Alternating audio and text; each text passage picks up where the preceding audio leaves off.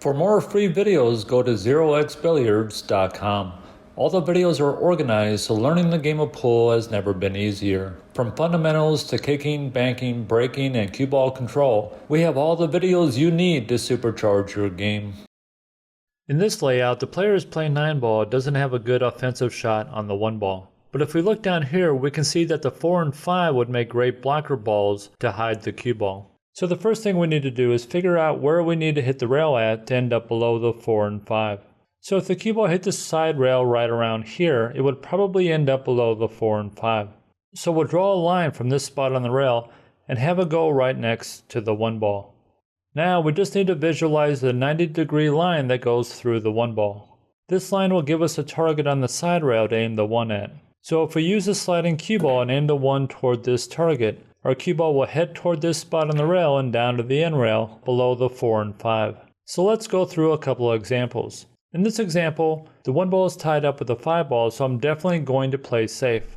And if we look over here, there's a group of balls next to the side rail that would be a great place to hide the cue ball. So the first thing we do is decide where we need to strike the rail at to end up in this area. If the cue ball hit the end rail right around here, it would probably end up behind this group of balls. Now we'll visualize a line that goes from this spot on the rail past the 1-ball. Now we're going to visualize a 90-degree line that goes through the 1-ball. And if I can aim the 1-ball toward this spot on the rail with a sliding cue ball, the cue ball will travel along the line toward the spot on the end rail.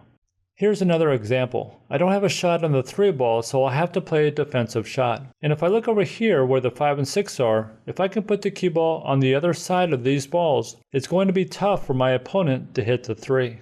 Next, I need to make an educated guess as to where I need to strike the rail at to end up below these balls. If I strike the rail right around here, the cue ball should travel to my spot. So now I visualize the line that goes from this spot past the 3-ball. I can now visualize the 90-degree line that goes through the 3-ball. If I can aim the 3-ball down this line with a sliding cue ball, the cue ball should travel along our path and end up below the 5 and 6. So let's quickly go through some safeties using this technique. In this shot, I'm on the 4-ball and I don't have a good shot on it. But if I can shoot the 4 and put the cue ball here below the 7, that would be a pretty good safe. So I first determine where I need to hit the rail at.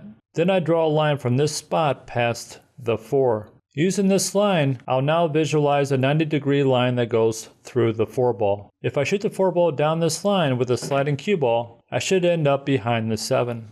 In this example, I don't have an offensive shot on the 4-ball, so my goal is to put the cue ball below the 7 and 8. And I assume that if the cue ball hit the rail right around here, it would travel to the end rail and end up below the 7 and 8.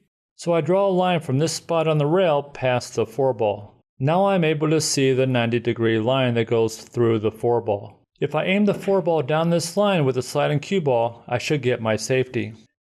A good drill to practice is to just sticker up an object ball, then sticker up the cue ball on the same line. The goal is to put the cue ball behind 2 blocker balls at the other end of the table. So the first thing you need to do is visualize the path the cue ball will have to take to get below the 2 blocker balls. Once you find the spot on the rail the cue ball needs to head to, this now becomes the line that runs past the object ball. Now you should be able to visualize the 90-degree line that runs through the object ball. Place a piece of chalk where this line meets the rail. So the goal is to aim the object ball toward the chalk with a sliding cue ball. If your cue ball doesn't travel along the intended path, make sure you're aiming the object ball correctly. If your object ball is striking the correct part of the rail and the cue ball still isn't ending up behind the 2 blocker balls, that means that your cue ball wasn't sliding. This shot will take some practice before you can become consistent at it. Once it gets easier, start moving the cue ball farther away from the object ball.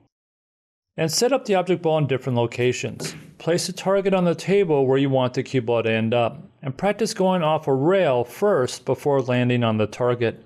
After a while, it will start to become much easier for you to visualize the path lines of the cue ball and object ball. To watch more free videos like this one, we set up a page that is filled with free videos covering every aspect of pool.